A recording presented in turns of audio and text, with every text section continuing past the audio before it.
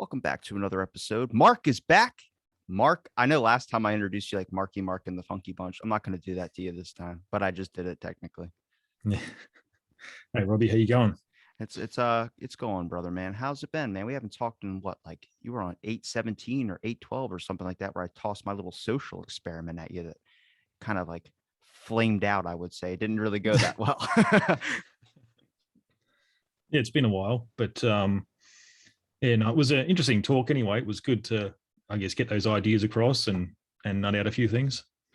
I feel like I don't know because like I like talking ancient Greece, but with you, it's like I don't want to talk ancient Greece, even though I enjoy the topic of it. I think like you got me in these modes where I get like in either catch me really early in the morning. I'm guessing because of time zones, we're about 14 hours apart. So it's like either really in the morning, just dumb. I mean, I'm dumb all the time, but I mean, just dumb comedy where I'm just talking about a bunch of random things, or I'm contemplating a lot of kind of life in a way. Like, for instance, I was at the store and I just remember like I put my card in the card thing to go pay my, for my groceries. And then it said insufficient funds. I'm like, hold on a second. What? An immediate fear strikes into your heart in that moment where it's like, did someone hack my card? Did I lose money? Do I not have money in my account? I know I have money in there, but what's going on? It's all numbers and ones and zeros. But then I did it to every machine. It said insufficient funds. I'm like, what's going on? They're like, oh, our card thing is down. You have to use cash. And I'm like, cash seems so foreign. Like, what do we? Everyone's card or Apple Pay is becoming normalized, but it made me think a little bit deeper on like, I know we can sit there and talk about like how good it was back in the day, but just how far we've advanced as people, where it's like 1,000 years might seem like a lot, but in the grand scale of everything, it really doesn't. So I'm curious on your thoughts of, do you ever have these moments of contemplation? Like I'll look at a pool and I'll be like, some guy was sitting on like a back porch looking off at the ocean. He's like, you know what? I should put this in a 4x4. And then, like, there you go. A pool was probably created. Then they thought to add a chemical to it that burns your eyes and turns blue when you pee. Yes, it's yeah, I must admit, I mean, as much as I do love delving into history, I really like the a lot of the bigger ideas as well that you can draw out of different parts of history and apply them to your everyday life. And it even makes you look back and contemplate what was it really like for them. Were they really so different to us? I mean, and in my head, it comes down to maybe technologically, yeah, there was some differences, but other than that, it really appears when you really delve down into different peoples and societies, they were very, very similar um, to, I guess, how we would operate today with one another. It's just, I guess, the modes of communication and the technology that we do it with, that's changed. And then, in a way, it does evolve our connections with each other in certain ways as well. What do you think is probably like the main factor, which is like why we've just so dramatically changed? Besides technology aside, I meant like morals and values. Because I thought it was religion for a good amount of time. I thought like maybe this teardown of religion, I thought it was a necessity to have it there because I don't know if it instilled fear, but instilled promise and hope and belief into something. But now I'm starting to shift where I think it's just the factor that we're not remembering history and its crucial details, where kind of anthropology plays a giant role and archaeologists play a giant role, because in times today there's an identity crisis with a lot of people. I think we always contemplate our own existence, and I think it's because nobody understands that this is actually not a new thing. It's pretty old. Like people have contemplated their existence for so long, but it's so hard to not contemplate your existence when you're not under war. Like you're not worried about some dude kicking down your door, burning your house down, and then taking your whole family away from you. Like that's not a fear for a lot of people. And I think that imminent danger or this type of threat was something back in the day where it kept people's minds off of it. But there's legends, and I've talked to so many historians, from ancient Greece historians or ancient Egypt to name the board. I've talked to them all probably. And that's the question I always ask. You're like, no, it's happened in early colonial days too. People had identity crises. It's not anything new. But I think with technology evolving so quick around us, it seems like 1,000 years ago is insane amount of time. And I'm like, it is. It's a good amount for sure. It's definitely more than like probably 11 of my lifetimes. I'm not saying I'm going to live to be 100, but Actually, that would be a curse to live to be 100. But this aspect that like everyone right now is kind of in this stage of disarray. And I'm like, this has happened through ages and ages and ages. And it's just a different environment now. I thought maybe the environment was a factor, that connection with the earth.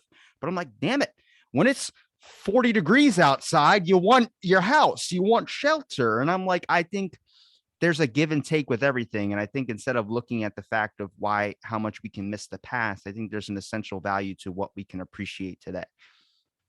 Yeah, and this is the big thing that we, I guess, miss with history as well, is we really try and nut down like our identities and certain crises that take place, I guess, more on the individual level when you look at your own life.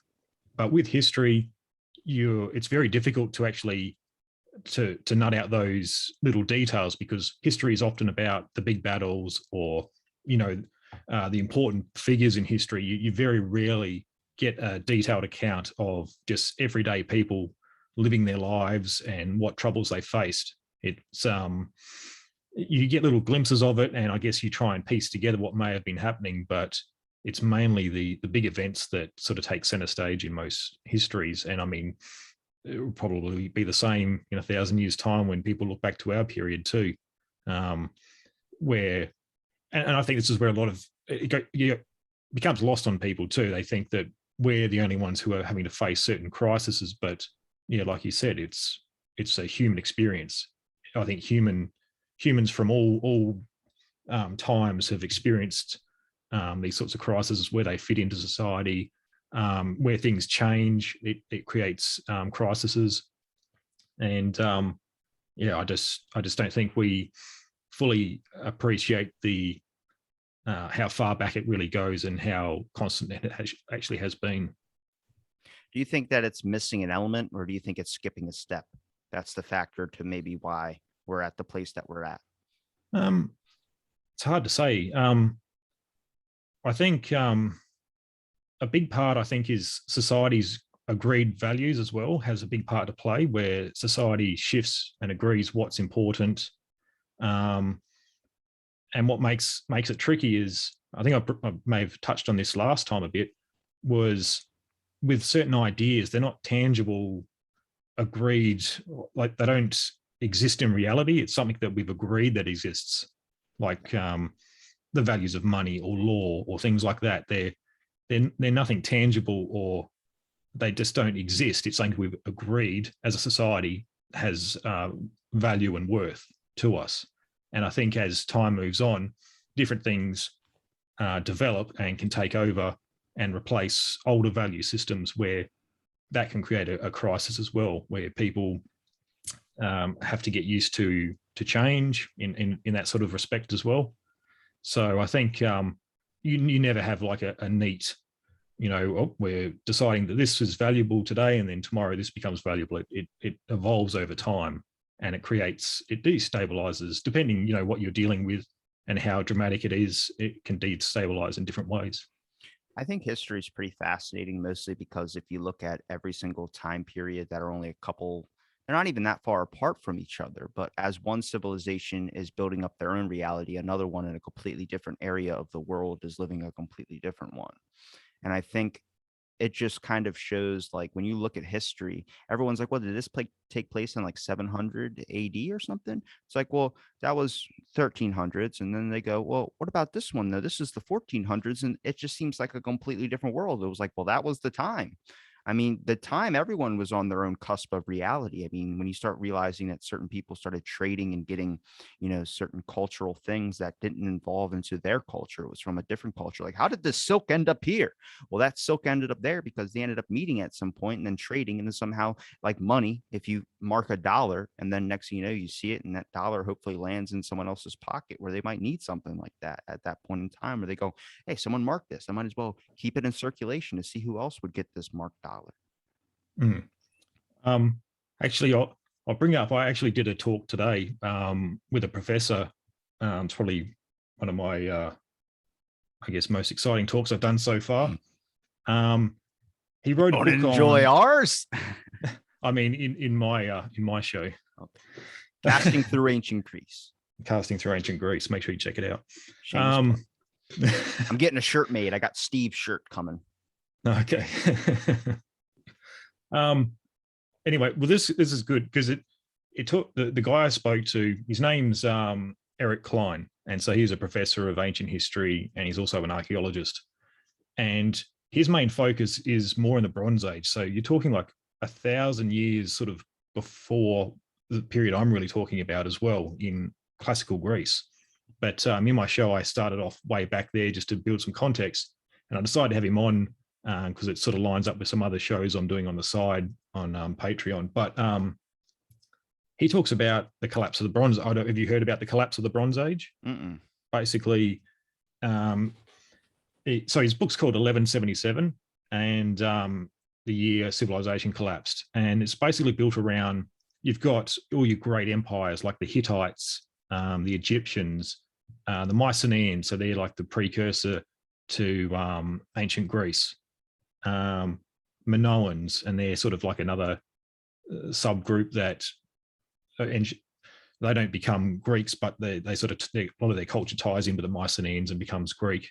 And Babylonians and all those types of civilizations that you've probably heard of. And within, I think, like a century, within a century, collapse takes place. The Hittites just vanish, and it's a mystery what actually happened to them. Meanwhile, they controlled an empire that was basically encompassed the entire modern Turkey, and people are still trying to work out what happened to them. Egypt, they declined, like their power base dropped dramatically. The Mycenaeans gone, still trying to work out where did they go, what happened. We know the ancient Greeks ended up emerging out of sort of their dark ages, but it's still a bit of a mystery of what actually happened to them. And so he wrote a book that looks at all these sorts of questions about what was taking place.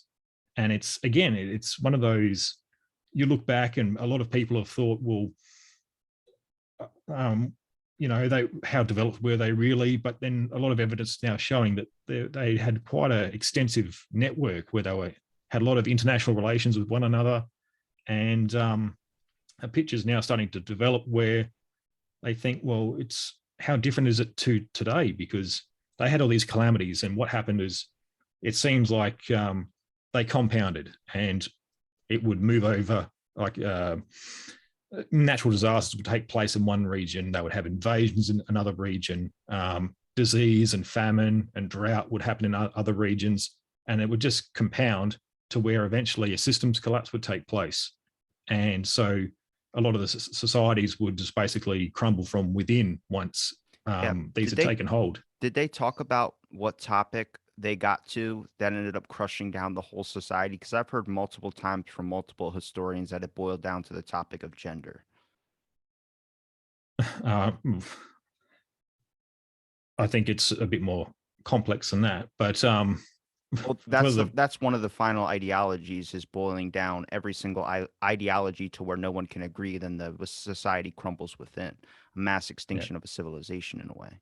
I know I've heard that to do with, I think it's what the fall of Constantinople or something like that. It had with the Roman Empire, but I mean, there's nothing to do.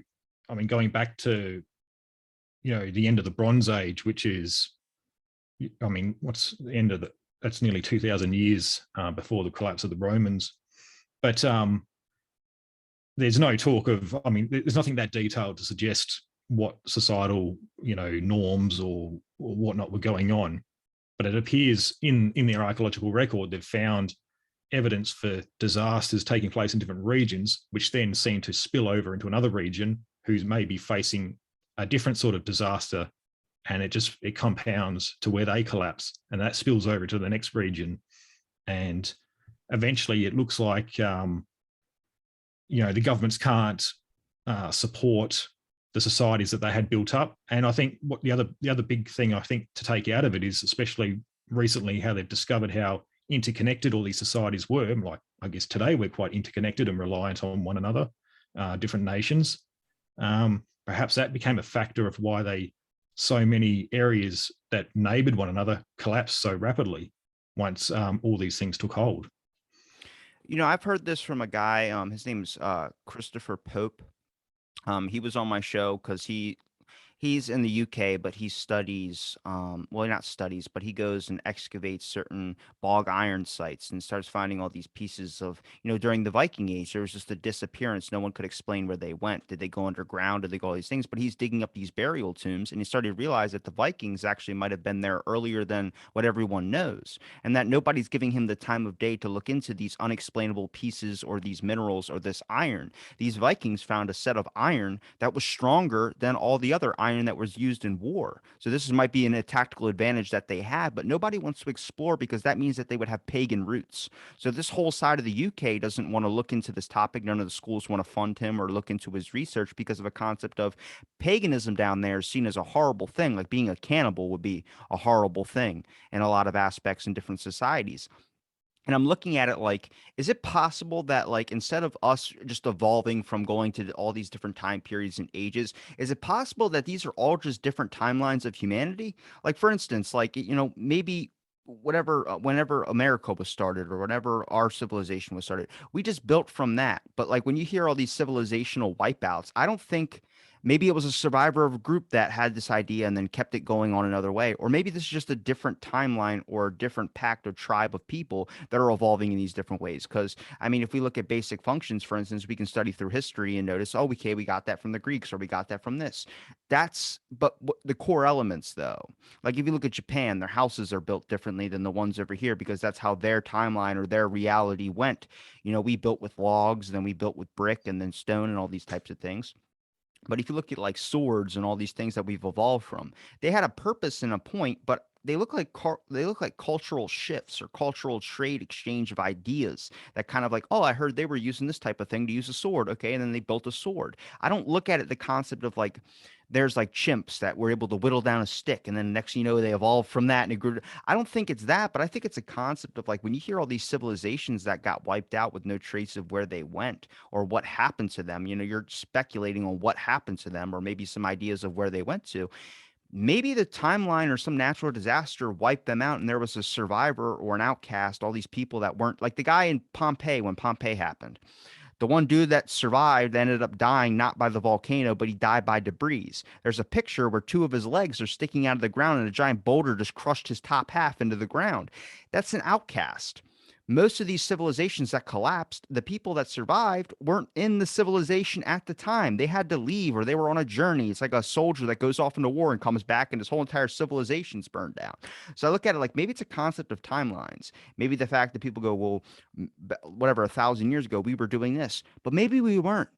Maybe we were doing something completely different. Maybe this timeline that we're in, this technology age, this, because it's weird when you look at class civilizations, there's class two civilization, which is space travel and then being able to live up into space, which is a whole thing that we're still got to get to be able to have like hotels and shit on the moon and all that.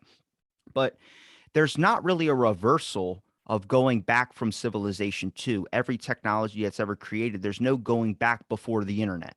Now, that shutdown of the internet that happened recently, where Facebook and Instagram went down, I had a bunch of people text me, like, is this number still good to reach you? And I'm like, yeah, fuck. I only talk to you on social media. If that was gone, then I'd have to like find out your address and then send a pigeon or something like that. But the civilizational reset only happens when all extermination of life happens. So I don't know if there was a survivor in these things that ended up transfusing or immigrating into another colony or tribe that was able to carry on these ideas, or were they just completely wiped out? And then all these ones that we're seeing now are just builds up of nothing, new people with new ideas. We think along the same basis a lot of people do. And that is, like you said in the beginning, a construct of the reality that we all agree to. Maybe that's a factor of like with Da Vinci, for instance, or the Renaissance era. Maybe those were formational time periods where we never really had to reset because of a natural disaster or a wipeout or a military action. I don't know. It's just a thought. I'm not, you know, a Yeah. scientist. Well, I guess, and the period I was, I guess, talking to specifically with the Bronze Age, they know that, yeah, for example, the Hittites, they collapsed. And what emerged later on was a series of small kingdoms. The big mystery is why did they collapse and, why so quickly? And like you said, you have different technologies because in this part, you're going from the Bronze Age, which then merges into the Iron Age. So you have a metal which is far more superior for weapons and tools, yet societies collapsed and seem to have gone through like a cultural regression. But the technologies are still there. It's just, it appears the ability to cooperate and function on a grand scale in a society has disappeared, and that needs to be reset or reconfigured to work again. And I think that's in ultimately, I think they're the parts that broke down and saw a lot of the societies crumble from within because of all the added extra pressures that were lumped onto them in the beginning. They couldn't keep up. It collapsed. Um, we know afterwards, many kingdoms came out. I mean, in those regions, we have, 1,000 years later, you've got the Persian Empire it has united that whole region under its own empire. But in the meantime, it fragmented into smaller parts, and it's almost like a reset took place until someone could then start expanding and including more regions to build it up once again. So it appears the whole, I guess, trying to cooperate on that larger scale had to be relearnt. And I think that's another concept of how Homo sapiens can only really develop personal connections with like 150 people, like meaningful personal connections. And then we rely on abstract ideas to be able to cooperate in larger societies and function, for the most part, more cooperatively. Where, as me as an Australian, I can meet someone on the other side of the country and have some sort of connection to them because we agree on this nationhood of being Australian, so we have something in common. Same thing would be for you in America, where you'd be able to identify with someone who was an American amongst people that weren't. And these are sort of the abstract ideas that allow us to cooperate on a larger scale and create these larger societies. And I think that's along the way, that's what's had to be reconfigured and relearned and implemented back into societies. So is it missing an element or skipping a step? Because you look at every foundational tool that builds up a society, or every type of influence that a society starts on, will be religion. Religion is a core element in a lot of societies' growth and a lot of societies' purpose in a way. And if you look at ancient Egypt, a lot of issues started happening when the power shifted from a king to the priest. And then the priest, eventually, people didn't really believe in anymore because problems were still happening and religion wasn't fixing it. And that's kind of where the boil down starts to happen. And then you see, what ended up happening to them. Now, do I know if that's a core element that's linked into that? No, I don't. Am I speculating? Yes. Because I look at the factor of people, there's this hashtag trust the science. Yeah. But science is not that old compared to like, what, a couple 100 years old when you started hearing the mass innovations of electricity being made and all these types of ideas of, but science was on the chopping block as much as it is today, even worse back in the day. People would lock you in your home if you tried to say that the earth wasn't flat or that the earth wasn't the center of the universe. Galileo, for instance, put that man on house arrest, never letting him leave, stopping people from delivering him food, all on a concept of you didn't like what he was spreading. It was going against the church. It played a massive, important part. And I look at that like maybe that's the fall of civilization. I've heard so many people when this Facebook and Instagram thing happened, where everyone who was freaking out that it was down was telling me a week before that they wish the internet would go away. And I'm like, you can't. As much as that seems like a promising idea of the internet going away, it can never go away. And I don't think it should ever go away. Do I think it should adapt and change? Yes. But you can't go back. You've already tasted the apple. You've snuck into the garden and you've eaten that succulent bastard. And now you understand everything that the internet can hold. So if someone took that away from you, it would be missing a piece of your core element that you've now let in this delicacy that is now a requirement. And I think that's like that with every civilization that has these crises, is that something shifted, something left that you thought you didn't need anymore. And it was a very crucial element. The guy I was telling you about, Paul, he studies Pan. Pan is a minor god, but in every tale, every epic hero thing, he's a crucial element to it working out. So I look at it like it's these things in the backdrop, these minor things. If the stars go away, when you look up in the sky at night and you see a couple of stars, I can see a couple. Some blink, I'm like, that's a satellite. But there's some place like Alaska, you see all these great skylights and you see all these things like, oh my God, look at all the stars and the northern lights and all that. That's a crucial element. And this one has gone away in a lot of the places in the States because of light pollution. And that's a crucial element where when it does go away, is that a factor to why a society starts its beginning of collapsing? Because you're letting in too much innovation where you're missing crucial steps on maybe we can find a way to reverse that light pollution, or maybe we can find ways because those are natural effects that play something in the background that add up a big constitute into your life where you start contemplating things. For me, for instance, it's very hard to slow down. It's very hard for me to just be in the moment of things because I'm always up here. It's like 50 monkeys with syllables clapping, like everyone's got to have a turn. And when I'm sitting outside, like yesterday, it was raining out and it was kind of like, it felt like fall, like real fall. And I'm like, wow, like just breathe it in. Like breathe it. I'm not stuffed up. My nose is just fucked up. But I was breathing it in and I was like, oh my God, like that feeling of like air, that's a crucial element, but it's so hard because what's easier to go inside your house, watch TV or play on your phone or do something like that, where I'm like, eventually you're not going to be able to enjoy those succulent moments of sitting outside and really taking in the factor of what life is around you. And I think that's what happens when, you let in these delicacies that end up becoming a requirement. And I wonder if that happens back then. I mean, that has to be it can't just be new. It can't just be now. This has to be something that's always happened when you were, you would cuddle next to your family in the freezing cold wearing a fucking wolf parka or whatever the hell you made after something you killed. Then you were like, what about fire? Build a fire. Okay, now we got to figure out to put this fire inside of our homes. Now we don't ever have to worry about being out in the elements anymore. This is how the chain starts. This is how the reactionary and then all this type of consequences that we start experiencing because you skip crucial steps where yes, warmth is amazing. You should have warmth for sure. But what about the connection with your community because you have to work together to be able to survive?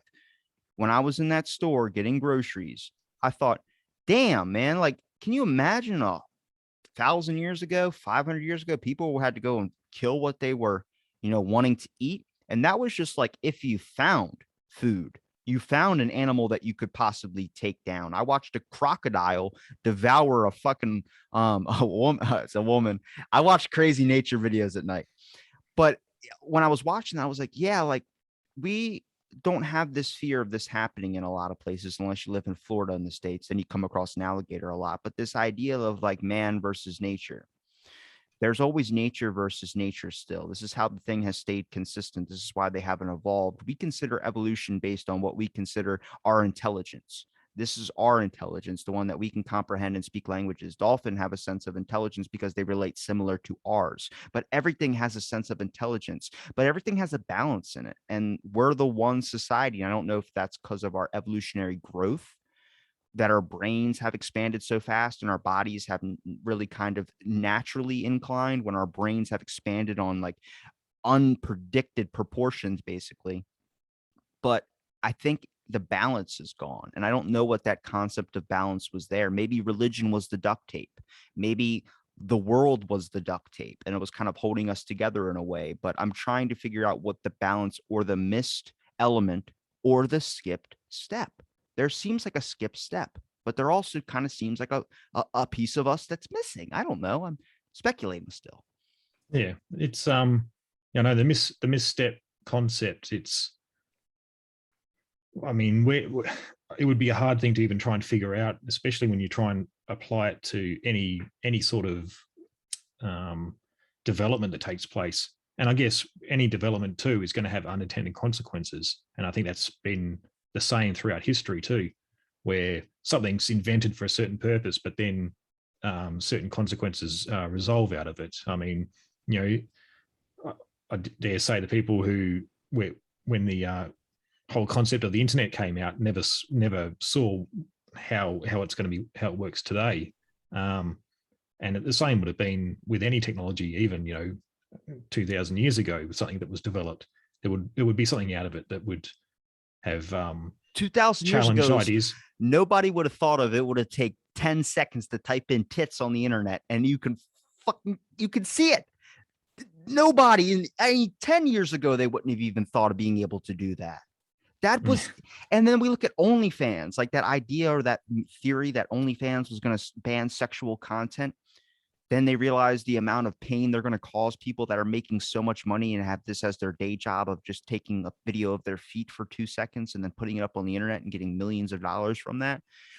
You start to see like this is like there's a core element missing. There's a basic function that's missing, and I think people look at the internet as a way to fix it. And I'm just curious. I know I'm not talking about fact or what's based in evidence. I'm just from your research or your ideas and understandings of the reality that we've kind of consumed and the reality that we're understanding of the past. What is your idea of maybe a core element or something that's missing? Is it legends? Is it tales? I have no clue. The stories. Yeah, I think a lot of it does come back to, I think, a shared belief in a concept. And when that shifts, and these things can shift because of how societies develop or whatever else. And going back to, the 2000 or so years ago, I mean, people, I'm not from any sort of noble class, people like myself, to even learn how to read or write would have been not even thought of. And so even just I guess the middle class that develops and everything, being able to engage in words and numbers would have had unintended consequences politically as well, because that's where you start to spread more political power to not just the higher classes. You have a lot more people that all of a sudden have access to more knowledge and can actually spread their words around the place. And this is, I guess, you see the same thing with religion too. It's the ability to share that knowledge as well, even though they didn't have the internet. Writing, I mean, 2,000-3,000 years ago was a very new technology for a lot of people. Only, I think, you look at a society, maybe 1% were literate, and everyone else relied on what they were told. And I think the development of that had massive political ramifications for a lot of societies. But and I think it's those types of changes that it doesn't happen overnight, but it happens over an expanse of time. And I think a lot of those shift what's normal in society, what's acceptable, and it also challenges the established order. And a big part of what happens is how they will react to it as well.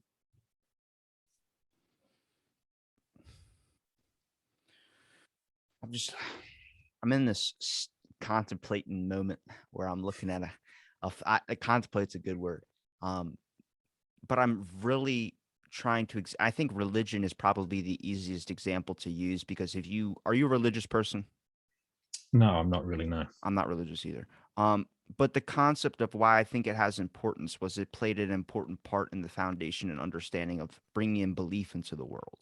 But then when you start reading these religious texts, holy shit, man! Like I'm over here, like what? Like the dude that prayed to God, because these kids were making fun of him about being bald or something like that. He prayed to God to stop these kids, and God sent down two bears to kill these kids. And I'm like, what? What? Like, you start noticing like ingrained things where it's all about fear and it's all about understanding and believing and loving. And it's weird to me because I see some of those tactics happen today when it comes to politicians or when it comes to societal factors of fear. But there used to be an innovation when the America was first starting, for instance, or any country was first starting, of building and striving for something bigger and better. Now we have some people that are doing that now, but society doesn't want that, and I think it's because society isn't ready for it. People give Elon Musk a lot of shit for trying to do all these missions, and Bezos is like, "Fuck it, let's bring Shatner up into space." I'm like, hold on a second. Like, don't people? Like, I thought like for a while ago, like astronauts had to do these extensive tests and shit to make sure that the gravity didn't squash their brain into goo. You're sending this man who's like in his 80s. Isn't Shatner in like his late 80s or early 70s or something like that? It's getting up there. Yeah.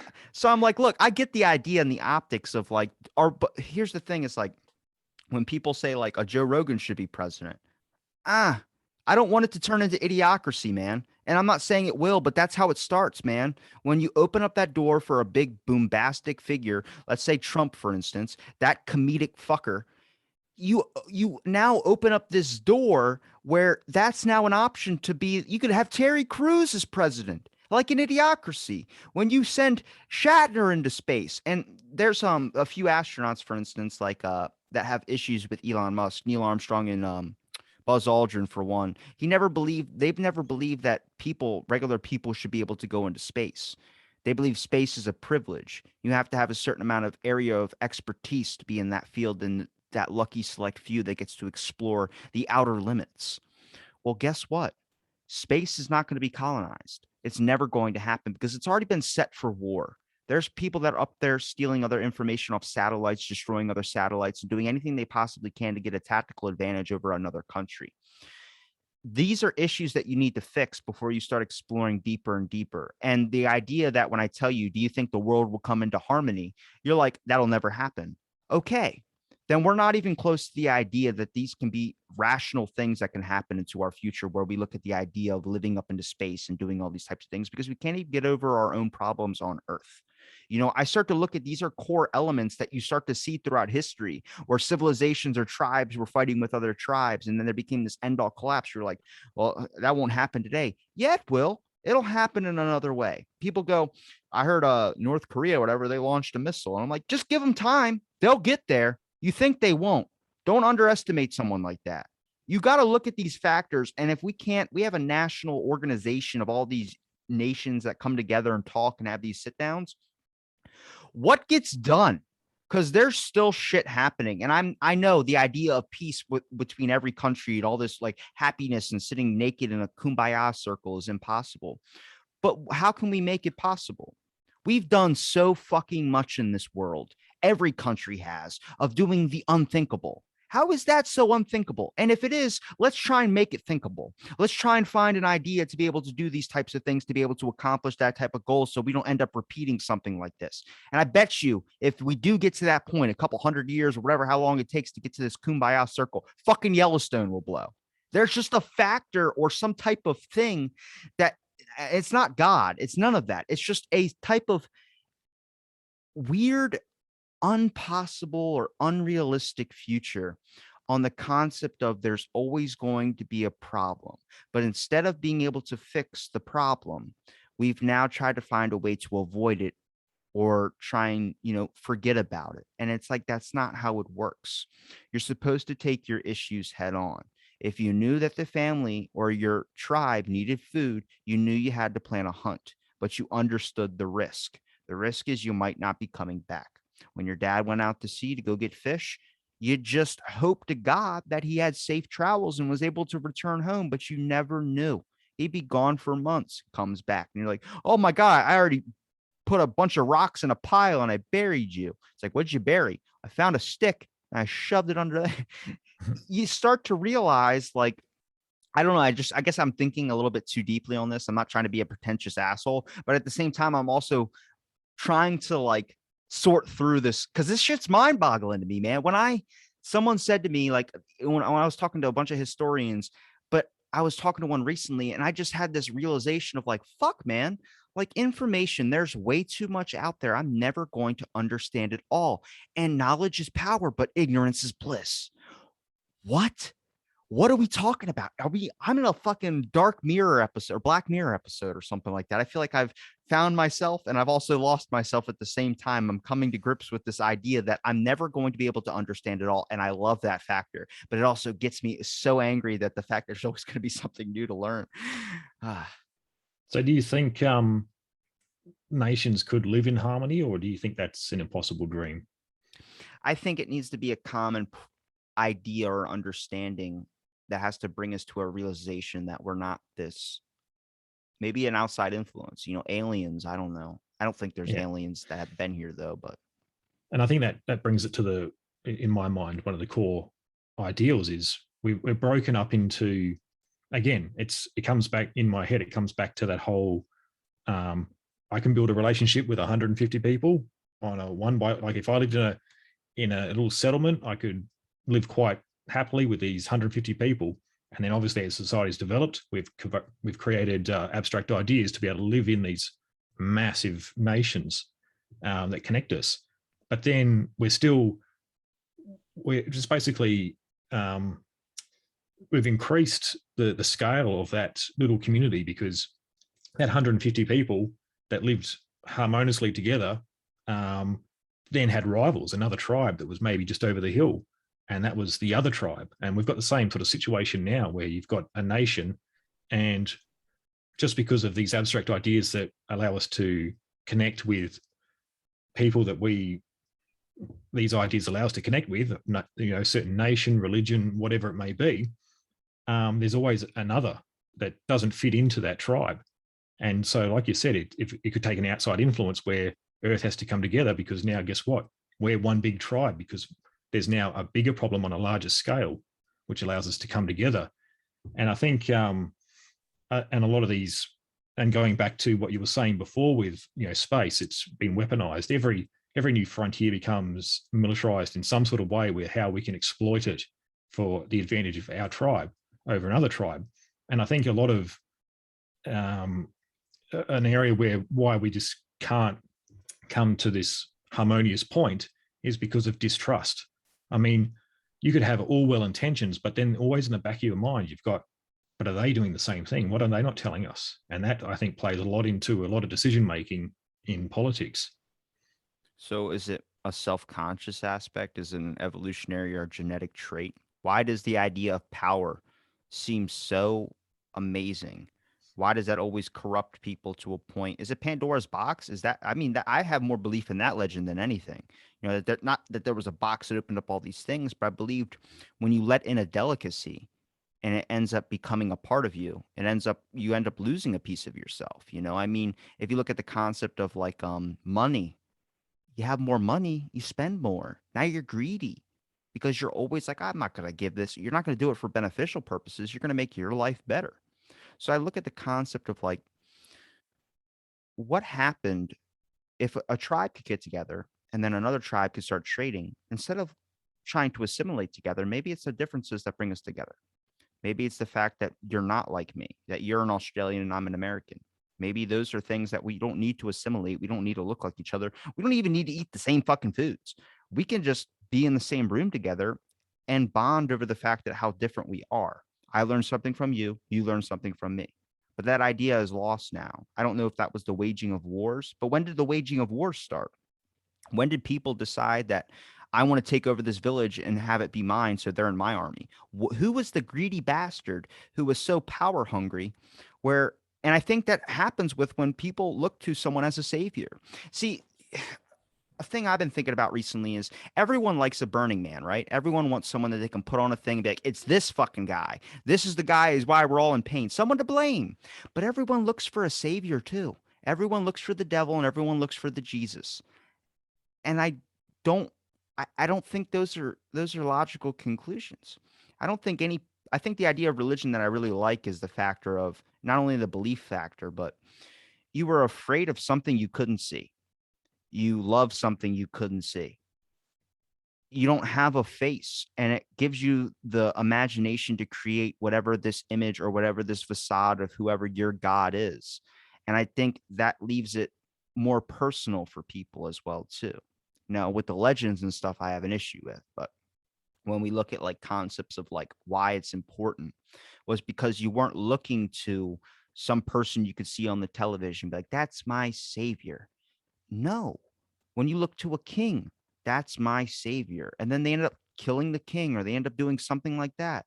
You can't base those ideas or those willingness to listen or understand or love or do all these things into one person and expect them to never fault.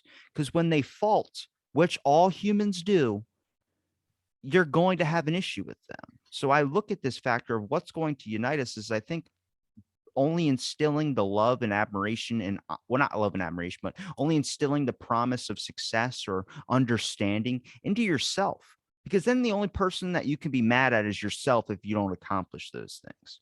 You instill them into other people, and then when they fuck up, you get pissed off at them. I don't like that.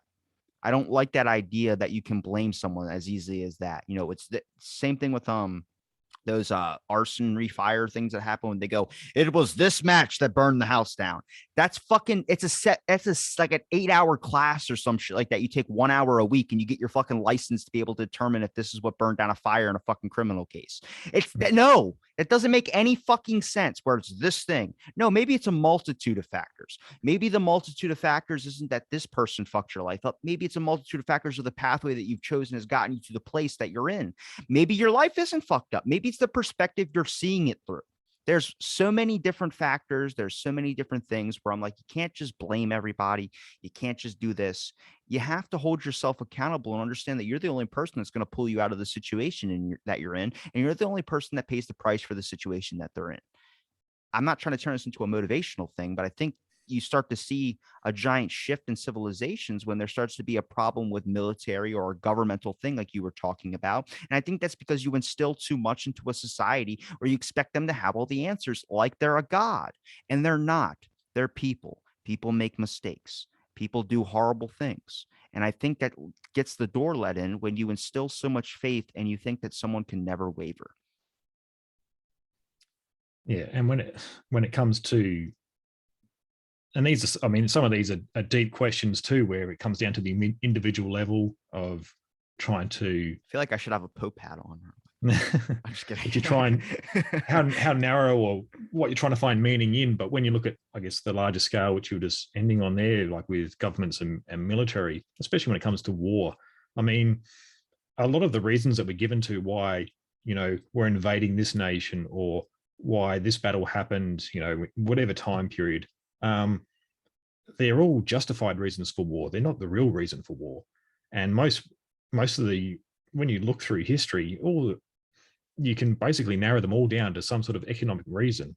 It's because if you look at, I mean, in ancient times, you look at important trade routes, they're where most of the wars took place, and that's for good reason. People were fighting over those trade routes, but they would be, instilled as holy wars or war against the barbarian or whatever else. But if you look deeper, you can see, well, there were people from the so-called barbarians or the other religious groups all fighting together, and what was the one common thing that brought them together was money. And I think, and this is the common thing around most wars, is it does come down to some sort of economical advantage for the nation that is decided to go to war. But I mean, on the news and everything else, what you get is the justified reason for war, the one that's supposed to speak to people and motivate them to back this war and gain the popular support.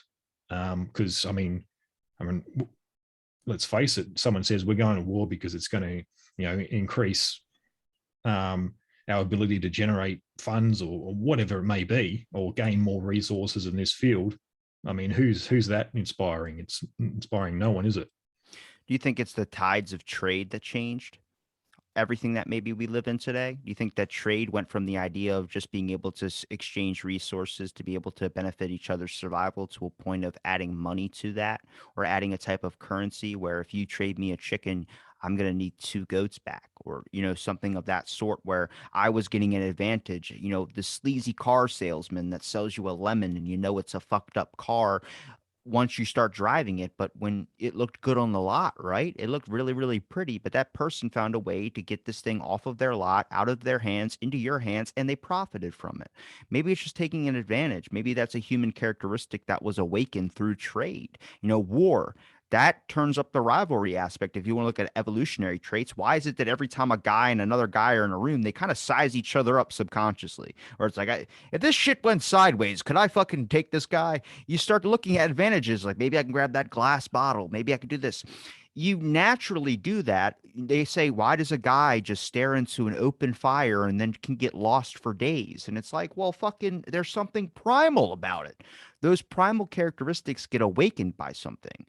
And I'm trying to like now sort through, if we look at anger, where do you think anger awakened from? Do you think that was a concept of just feeling mistreated, or do you think it was a concept of, rebelliousness? Do you think it was a concept of, what do you think that concept could be around? Obviously, we're not talking about facts. I want to get your thought on that. What do you think anger originated from? Does that had to boil down before war? Because you have to be pretty pissed off to go to war. Yeah, and like you're saying, when it stems on the personal level, that just becomes an act of individual violence too, and then you scale it up and it becomes war. But I think it's anger changes. I think because the reasons why you become angry change too. Because I think once you scale it up to war, you've got your own nation that's actually providing you with information to make you angry about another side, so that you would happily go kill them. But the information you get about them could be completely wrong or misconstrued. But I think anger is more that more primal. I don't know if it comes from that whole the fight and flight sort of mechanism that comes into play as well, and depending how you react to what's taking place in the situation. But Maybe, well, maybe it was like when the first boar was killed or the first animal was hunted. There was just this open feeling of like, wow, it's I can get angry at these animals and kill them for food. And it's like then it started to translate over to people. Then it started to translate over. I mean, there was a large period in I think the human race species in general where there were people eating other people. I mean, it's not a certain culture that was doing, they just didn't know, but it was a concept of like, well, I mean, that was for back then, not for now. We've evolved pretty far from that. Even though there's probably still cannibalism that still happens, just depending on where you look and what type of wagyu you're getting, depending on what market you're looking in. But I think it's a concept of like the anger was opened up somewhere or the anger was there. Maybe it was a kid throwing a rock at a water thing and then expressing it that way. Then it ended up translating to, maybe killing an animal. Then it ended up translating to killing people. Now it's in translating to killing yourself. There's a weird aspect and a shift that goes down this anger or this upset rabbit hole. And I don't know if that's a where did when did it turn sour? When did it go? When was the first Cain and Abel? They have a religional text for that. Cain and Abel when he killed his brother. Is that where it started? Is that why there was a place that was filled with sin and now it's called Las Vegas. But there was a place that there was all these things that were deemed wrong in the eyes of religion and society and they were outcasted and caused to pen up and go to this area of like this anger and frustration, which were they just against the norm? Were they really bad people?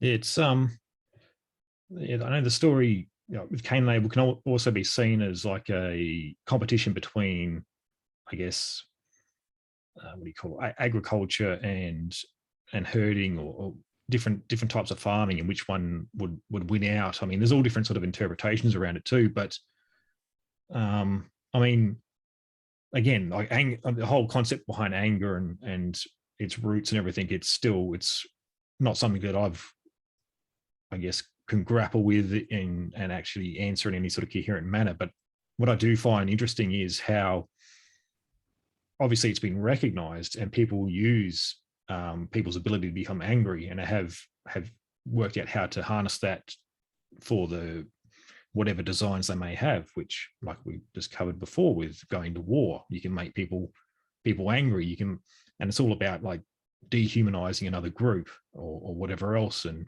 You don't saying that they, you don't know what example just popped in my head when you said that. I was well, like a kid before he discovers masturbation, he's all angry and mad all the time, and then afterwards he comes out of his bedroom or whatever, all cool as a cucumber. maybe not quite like that, but um, yeah, it's interesting though how I guess societies have been able to harness people's anger and use it in creative ways, or use it in ways for their gain in some sort of way. I will But always bring it back to Leonardo da Vinci because I think he's the best example of at least from what I've learned. Um, when you're cast out, you would use whatever anger or frustration you had to try and advance the system or the place or spot in society that you're in. This man created a lot of shit and also known as the unfinished artist because he never completed any of his works. But that's a concept of that he thought that everything could be always be added to and fixed and made better, always constantly room for improvement. But the idea that everyone looked at him like he was an idiot or everyone looked at him like some strange man that nobody could understand. He was different, cast him out, different, cast him out. Does that aggression cause you to end up, how many times you hear a story about a person that was casted out from society that ended up returning and then saving everybody? Every hero movie that we see basically boils down to that concept. Hercules, the start of Hercules, everyone kind of not giving him the time of day because they had their own shit on their plate. And this person ends up becoming a hero and then saving everybody and doing all these whatever task and labor decisions, son of a god, whatever. But being different, instead of looking at the concept of being different causing you like a pressure makes a diamond, what has that gone to now where people lash out in frustration? You know, you see a shooting happen, you see something like that happen. Is that a person that's cast out, and instead of trying to find a way to change the position that they're in, they find that this is the only result that gets boiled down to? Because that's all they know. That's all they can see. That's all over TV.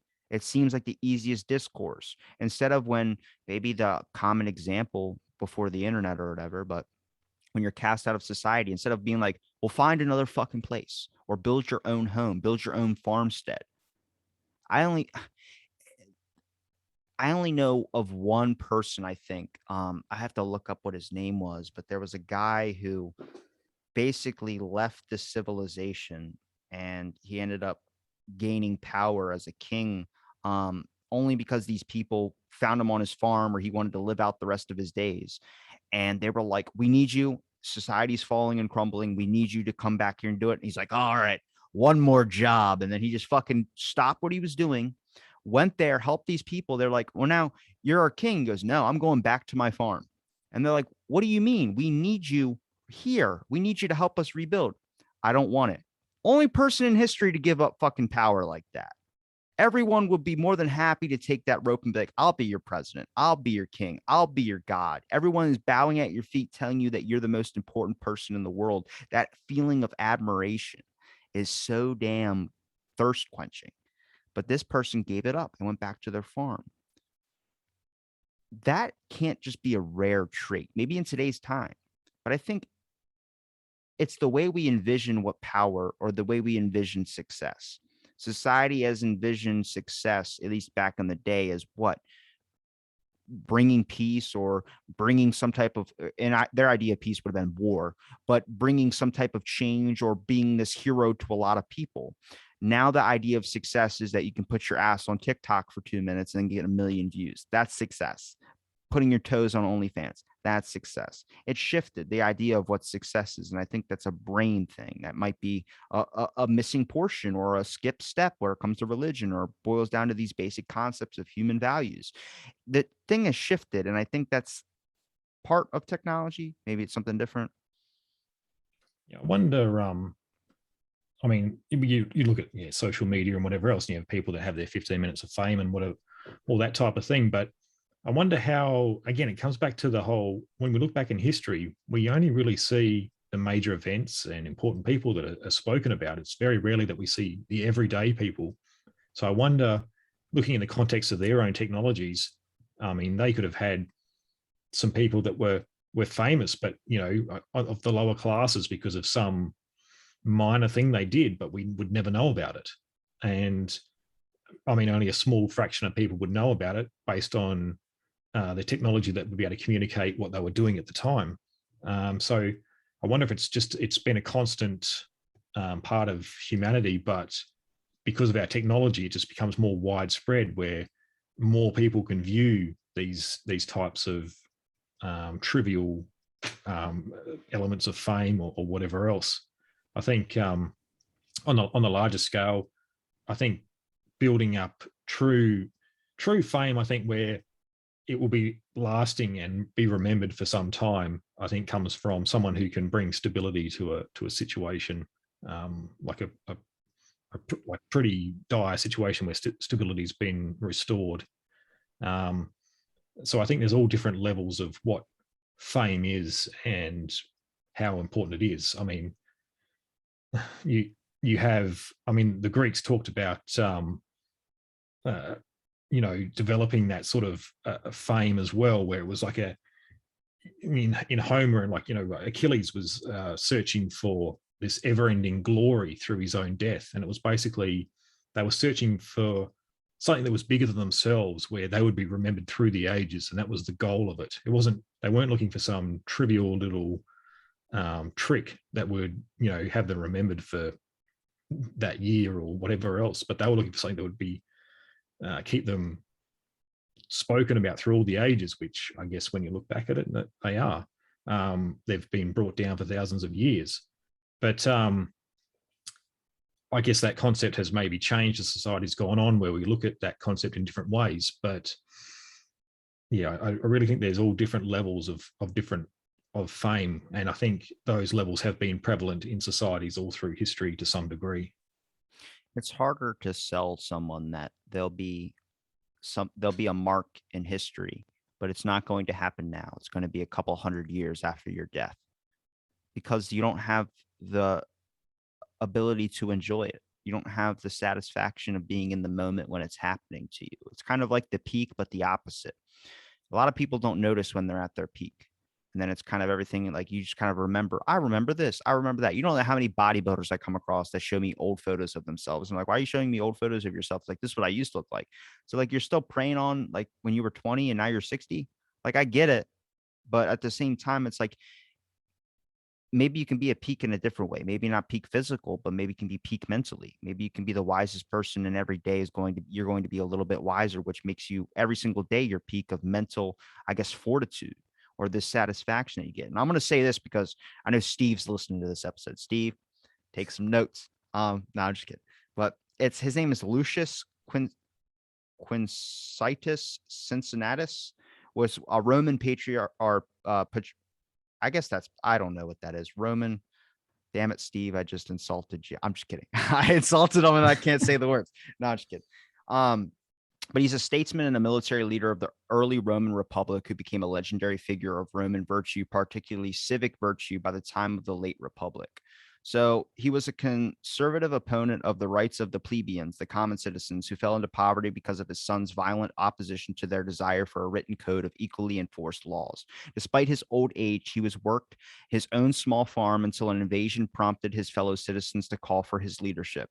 He came from his plow to assume complete control over the state, but upon achieving a swift victory, relinquished his power and its prerequisites and returned to his farm. His success and immediate resignation of his near absolute authority with the end of the crisis, traditionally dated to 458 BC, has often been cited as an example of outstanding leadership, service to the greater good, civic virtue, humility, and modesty. Modern historians question some particulars of the story recounted in Livy and elsewhere, but usually accept Cincinnatus as a historical figure who served as suffect consul in 460 BC and as a dictator in 458 BC, and again in 400 or 439 BC, when the patricians called on him to suppress the feared uprising of the plebeians under Spurius Malus, after which he was said to have once more ceded power. But a guy that was working on a farm decides to gain absolute, basically, control of power, and then he just says, I'm going to give it up after the task was done, has been like a rare time in history that has ever happened. Now, here's the conspiracy idea. That happened BC. That was before Christ. So after they killed Jesus, did this all shit just start going downhill? Like that was the curse that happened. You opened up Pandora's box, was the death of Jesus Christ. I don't know. I don't know. I'm not going to poke at that part of religion. But I'm looking at the concept of like the weird idea of how the gravity of power has shifted. Everything AD or after whatever, the power is different. The power is different than BC. I don't know if it was because you didn't know what you didn't know, or did that demon door or whatever that door open up in AD? Because every type of war, every type of thing with Spartans or whatever, you start to see that it's a consumption of power. Did Spartans probably play an influence in that? I'm sure. I'll have to get Steve on to talk about that. But I think there's a concept of when you start to base what power is, and knowledge is power, ignorance is bliss. War is power and conquering your foes. Strength is now, see, like knowledge is power, but strength is the idea that if you're strong, you're mighty, you're filled with muscle. It's weird to see how that shifted. Strength is now in how much you know and how informed that you are, but necessarily is the informed part of who you are really informed, or is it misinformed, or is it ill-informed? Those are two toxic traits right there. Not knowing enough or knowing the wrong thing. It's hard to sort out what the truth is because we're all in these expeditions on trying to figure out what we should know. What do we understand? Even if it's against our viewpoints. I never say I'm right about anything. I always say I'm speculator and I'm talking. This is a conversation. That's the whole point of this thing. Anybody listening to this isn't going to be like, well, this researcher said that. No, no, no. We're just people talking. And that's the important part, is about trying to cipher out and make sense of the world that you're living in. And everyone wants to base it in fact and look to the savior or look to the person to blame when it all goes sour, instead of trying to find out the information that you want to know for yourself. Now, I do have an issue when it comes to lying. There are people that'll lie to get their way. I don't like that. But I do think that this expedition or this journey of ideas and beliefs has constantly happened through time. And I think this is something that is important. Back to the beginning of our conversation of why history is important to understand, is that you're not so different from people in the past. You are an individual, you are unique, but you also, the issues that you're going through, the problems that you're going with, the only difference is the environment. People went through the same exact experiences. And I think this is a good thing to understand when people go through these identity crises. Absolutely. I'll tell you a quote that Eric, Professor Klein left me with today when we had our talk. And that was, so he was quoting Mark Twain, and he said, history doesn't repeat itself, but it does rhyme. And I think that can be used on every level of society, whether it's at the individual level where you're looking at people and how they get through society and their everyday life. It's may not be exactly the same, but there's elements that would be very familiar to us if we went back to those times.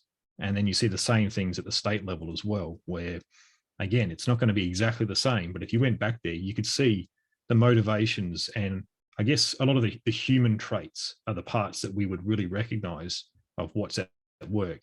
The tools and the technology, that's what's changed, and the modes of being able to make things happen. But when it comes down to it, the human nature and how we conduct ourselves would be very familiar to us, I think, if we did travel back in that sort of time period. Mark, sorry for abusing you again. Every time I do it, I always make you think deeper. I hit you with some questions or something that you probably weren't expecting, but you giving me enough of your time, man. I really do appreciate talking to you. I know me and Steve have been talking about, we got to get a double episode with you and him on and just have this all out brawl, hopefully before the 1,000, because we're coming up on the 1,000. I wanted to get you in, and I'll get you both in, and then we'll hit this mark of exponential proportion. Yep. Well, I know Steve's up for it because we've been speaking quite regularly lately. So, and I did mention that you were making noises about that. I'm just trying to figure out a day. It's so hard to work with the times. I don't know when he's always traveling. And then I'm like, all right, we got to figure out this 14-hour thing. But we will set this up obviously off air. But where can people find you, Mark? Your podcast, Yeah. any links? Yeah. So I've got a website, www.castingthroughancientgreece. You can find me on Twitter at Casting Greece, Facebook Casting Through Ancient Greece, and also on Instagram at Casting Through Ancient Greece. I'm still trying to work out how to use that one. But yeah, they're probably the main points to find me. And also you can find the podcast on any podcast platform that is around pretty much. And is there anything you want to leave a little message or to anyone out there listening? I think it's very familiar to, I guess, our last chat too, is don't ignore history. There is always something that can be brought over into our own times. And I think to just dismiss certain events because they happened 1,000 years ago and no longer relevant to us today, I think is a big mistake. I think, well, like what I said, it's the human element that is very familiar, and that hasn't changed one bit.